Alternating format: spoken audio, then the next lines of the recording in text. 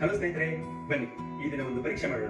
ಏನಂದ್ರೆ, ಈ ನಾವು ದಿನನಿತ್ಯ ಕುಡಿಯುವಂತ ಎಳನೀರಲ್ಲಿ ಎಷ್ಟು ಕ್ಯಾಲೋರಿ ಇರುತ್ತೆ ಶುಗರ್ ಅನ್ನೋದನ್ನ ನಾವು ಪರೀಕ್ಷೆ ಮಾಡೋಣ. ಈಗ ತಿಳಿಯೋಣ, ಇದೇ ಎಳನೀರನ್ನ 200 ml ನಾವು ಕುಡಿದಾಗ ನಮ್ಮ ಶರೀರದಲ್ಲಿ ಎಷ್ಟು ಶುಗರ್ ಸ್ಪೈಕ್ ಆಗುತ್ತೆ ಅನ್ನೋದನ್ನ ನಾವು ಪರೀಕ್ಷೆ ಮಾಡಬಹುದು. ಒಮ್ಮೆ ಪರೀಕ್ಷೆ ಮಾಡುವ.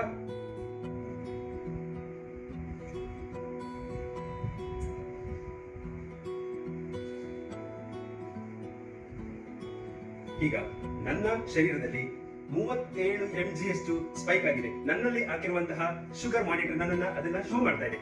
ನಿಮಗೆ ಅನ್ಸುತ್ತಾ ಇದರಷ್ಟೇ ಕ್ವಾಂಟಿಟಿ ಅಂದ್ರೆ ಇದರಷ್ಟೇ ಪ್ರಮಾಣ ಕಬ್ಬಿನ ಹಾಲನ್ನು ಕುಡಿದಾಗ ನಮ್ಮ ಶರೀರದಲ್ಲಿ ಅಷ್ಟೇ ಶುಗರ್ ರೈಸ್ ಆಗುತ್ತೆ ಅಂತ? ಇಲ್ಲ ಸ್ನೇಹಿತರೆ, ನಿಮ್ಗೆ ಗೊತ್ತಿರಲಿ, ಇದೇ ಪ್ರಮಾಣದ ಕಬ್ಬಿನ ಹಾಲನ್ನು ಕುಡಿದಾಗ ನಮ್ಮ ಶರೀರದಲ್ಲಿ ಡಬಲ್ ಸ್ಪೈಕ್ ಆಗ್ತದೆ.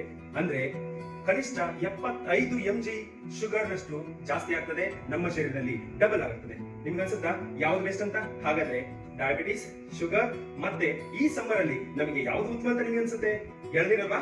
ಹಾಗಾದ್ರೆ ಎಳನೀರು ತುಂಬಾ ಸ್ವೀಟಿ ಮತ್ತು ಚೆನ್ನಾಗಿರ್ಬೋದು, ಆದ್ರೆ ಇದರಲ್ಲಿ ಸಾಕಷ್ಟು ಮಿನರಲ್ಸ್ ಇರೋದ್ರಿಂದ ನಮ್ಗೆ ಈ ಸ್ವೆಟ್ಟಿಂಗು ವರ್ಕೌಟ್ ಮಾಡಿದ ನಂತರ ಈ ಸಮ್ಮರ್ ಅಲ್ಲಿ ಮಿನರಲ್ಸ್ ಜಾಸ್ತಿ ನಮ್ಗೆ ಅವಶ್ಯಕತೆ ಇರೋದ್ರಿಂದ ಅದನ್ನೇ ಕುಡಿದ್ರೆ ತುಂಬಾ ಅನುಕೂಲ ಆಗುತ್ತೆ, ನಮ್ಮ ಶರೀರ ಸ್ವಸ್ಥವಾಗಿರ್ತದೆ. ಏನಂತೀರಾ?